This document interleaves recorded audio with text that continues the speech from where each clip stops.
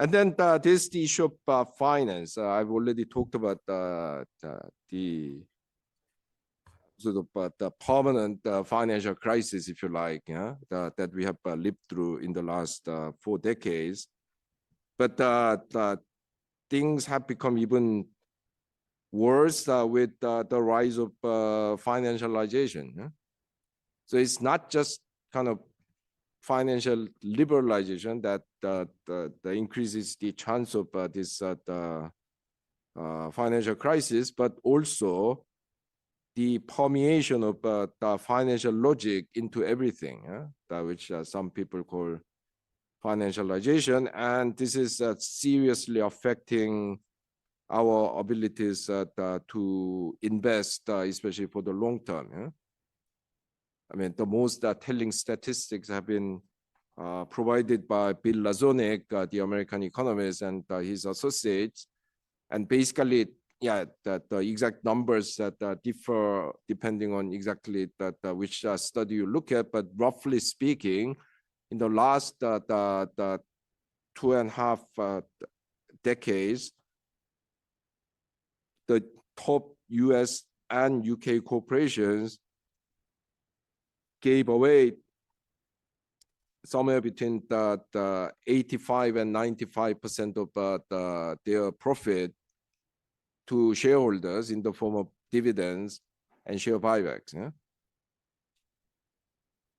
And even in the European countries where the shareholder powers are weaker, 60–70% of profits have gone to the shareholders. Yeah? I mean, the US always had a high share of profit going to shareholders rather than being retained in the corporations. So according to study by Jim Crotty, the richest old teacher at the UMass, you know,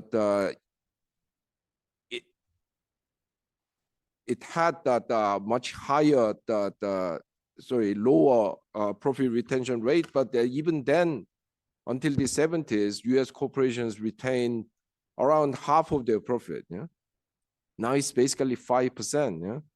I mean, what are you going to do with that 5%? Because, what can you do with that 5%? Because the most important source of the investment financing in the advanced countries is retained profit. Yeah?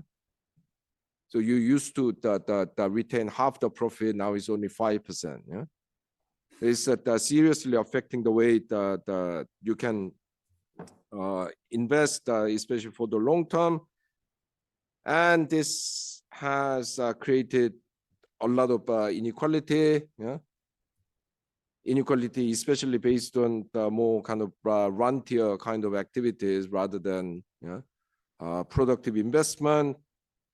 And inequality has become so normalized that we, I think the best example of how inequality has been normalized, high levels of inequality has been normalized, is during the COVID pandemic, you had literally millions of people dying because they didn't have enough protective equipment in the hospitals. There was a lack of oxygen. Yeah, I mean there were not enough the people working in the old people's homes and so on. And at the same time, these tech billionaires were having private space race. Yeah, and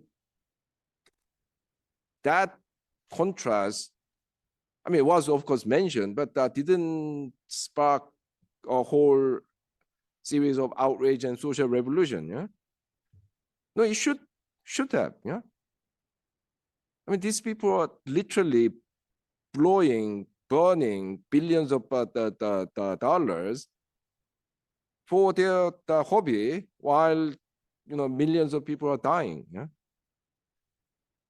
So yeah, we have now reached the situation where this dominance of finance is, not only creating so much inequality, that it has become normal to have this kind of inequality. You know, don't forget that there was a time in the 1960s and 70s when most European countries, including Britain, had Gini coefficient, which was like 0.26, yeah, 0.24, yeah. I mean, some of these countries are even more equal than Eastern European countries, yeah.